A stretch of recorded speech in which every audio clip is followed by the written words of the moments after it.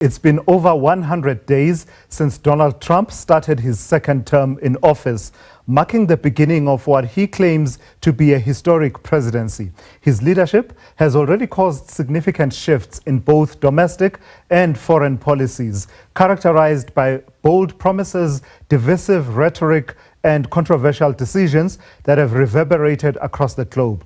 So let's take that conversation forward then and reflect on the first 100 days of POTUS 47. Kedibone Phago is an international relations expert and joins me now to talk about that. Good afternoon and thank you for your time, Kedibone. If I were to ask you, just in your own words, how would you characterize the second term of Donald Trump? Good afternoon. And thank you for having me, and good afternoon to the viewers at home. I think what we are observing is, in line with your opening statement there, Tulas, that we are seeing somebody who's coming into a position, of a very powerful country, the US, and with a lot of global influence. And so he's not really our typical politician that we normally, anticipate. So his way of relating with other countries, but also many in his country, as you said, remains very controversial and, need someone to really try to understand his approach. And what we've seen is that his approach is very transactional.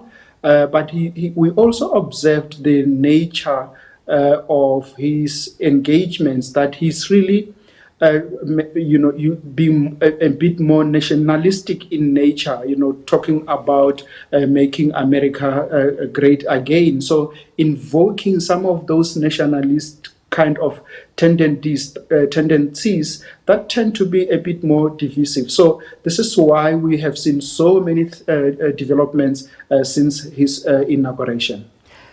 But why does it seem like his second term is characterized by more, greater cadence in terms of the steps that he's taking? That is taking many, many steps and taking them quite rapidly on many fronts, as opposed to his first term. Is it your sense that, in a way, his re-election served to embolden him, that actually Americans liked what I do and perhaps I should up the ante? I think there is a strong element of that. But what we've also observed, Tulas, in this particular instance, is that he has made a lot of promises. And governance in itself as a project, it's very complex. You cannot just come and this is why you see, in fact, that he has found a way, I'm not sure if it's working well, but he has found a way of using the executive orders. In fact, what we have heard and noticed is that there is no president in the US that has actually used this privilege of the president to rule by decree and use the these executive orders in this fashion. So what we notice is that many of the judges and other civil society movements are beginning to take him up on these kind of approaches. But what we also observe is that maybe he has learned one or two during his first stint as a president and realized that he needed a way to do what he wanted to do. I think he has always been playing this kind of politics. They may have not come out much more clearly because he needed to feel the system, and now he feels that he has a project to run and he understands exactly what he needs to do and where are the likely bottlenecks and limitations. But I think what is also very important to us is that we notice that he is with they are about, as I understood, so they've got about 12 cabinet positions, and about 4 of those people, including our own Elon Musk, are billionaires. So this is a red flag in any government that would have business people in the forefront, because it tells you that business interests have taken over the government in a very significant way. And we know that there will always be competition, a stifle of some sort, and a tension between business interest and public interest. So if you put these practices within one space, you are creating a very big frustration for any government. It doesn't matter which one. And because the US government has been very influential and one of the superpowers at the moment, we see a whole lot of global governance changes and implications. So there was always this talk, Kedibone, about Trump would champion America first. And I think no one was under any illusions that that wouldn't have any implications for the conduct of international relations. But I suppose many people thought it meant that much of his priority and energy would be expended towards the domestic policy issues. Is it possible to talk about a balance, what that balance looks like between his focus on domestic issues versus international issues under the rubric of America First? Look, I think we really don't understand very much at this particular point in time, what he is trying to do in essence, because there are a lot of issues that are at play. But my understanding is that he's actually using the basis for international relations by through this Make America Great Again. Whether it's working well, it's something else. But what I think he has tried to do is try to say he's going to incentivize businesses that are American businesses, or even if it's a foreign company that would want to operate from the US, because that would serve the interest of the Americans.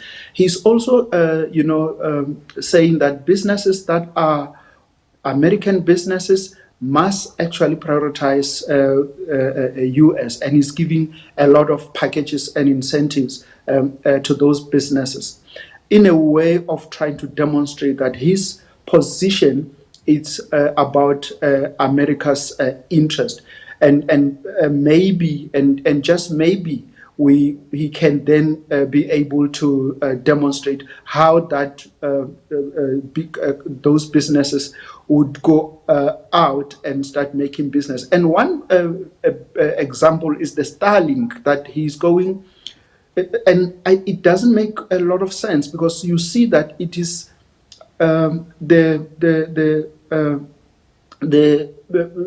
cabinet members that are actually promoting Starlink, which is a private business, and this is complicated. So we have not really seen very well if the Making America Great Again slogan serves the basic interest of the American people, or it serves the basic interest of the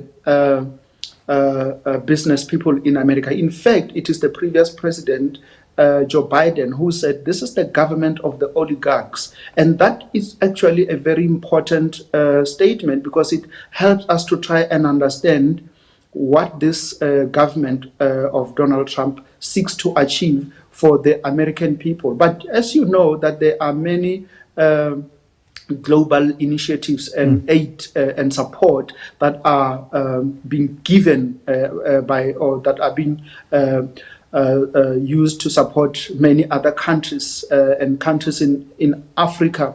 And what we've seen with these executive orders, and now with the tariffs, that they are saying that we want to make money for America. So these are very transactional, but this is not always the kind of politics you want to see, because we now have thrown out the issues of diplomacy. We've thrown out soft power questions. We've thrown out the issue of global influence, and it may come to bite the US if they don't find a way around it soon. So I'd like us to explore one or two more of these themes before I let you go, Kedibone.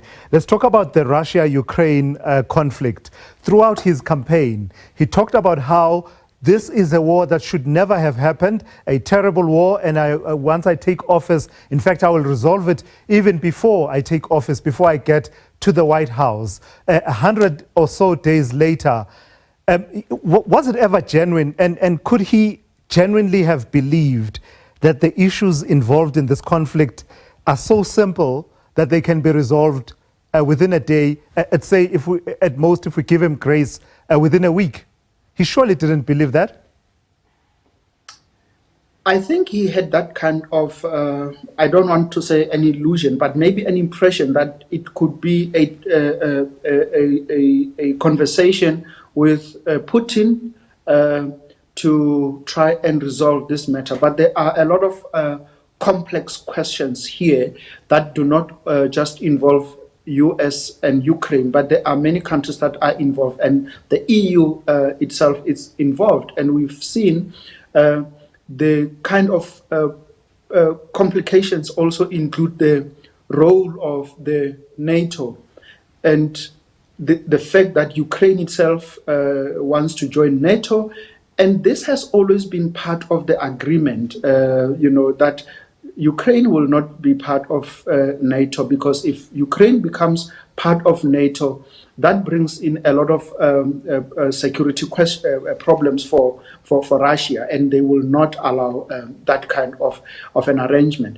And so it tells us that negotiating with the Russians will definitely need NATO members to be part of the solution. And we've seen the tension that has come out between the US and the EU in the question of Ukraine, but also in the question of trade questions. He has imposed tariffs also to the EU itself. So it tells us that we are operating under a very complex environment, and we cannot underestimate any issue, because it will be highly multi-layered and more complex to just oversimplify in the manner that I think he did. So lastly then, what are your expectations of the next 100 days? So the first 100 has come and gone. The next 100 going into the next year and the rest of the remainder of the term. Do you expect that he will start calibrating a bit differently? And I ask this in the context of some of the decisions taken recently, initially starting out as a hardline position around the tariffs, that they will be as high as, I don't know, I even lost track in the case of China. It was certainly over 140%. It was way above that, but then recalibrating and coming down. But also in relation with, for instance, countries like South Africa, starting out with that rhetoric that consistently said, very bad things, we're going to cut off all funding. But now we're at a point where, I mean, in a way, it's sort of better than what it was, in that President Ramaphosa and Trump can now speak on the phone and talk about the possibility of meeting in person. So are we likely to start seeing that says the initial attempt was to sow chaos, such that when you negotiate on a basis that says anything but the chaos is better? Yeah, I think you are very correct, in the way you are making those observations to us. I think what is happening is that he, as you rightly pointed out, bring chaos to the global affairs, bring frustrations, and then you can negotiate. But this may work well in the world of business, but not necessarily in politics, because politics are, chaos will always be a feature and a baby in the world of politics. And so it is not new. And so I think what we are much likely to see going forward is that he will definitely tone down, and not because he wants to tone down, but because he will start to see a lot of pushback, both domestically from the Congress and also from the Democrats, and of course other bigger countries like Russia, like China. And I will not be surprised if he will start to get even pushbacks from Russia, because they probably would have expected him to intervene significantly to the Ukraine question by making sure that Ukraine, because part of the reason that sustained this war was that U.S. has given Ukraine a lot of military support, and so we have not really heard much about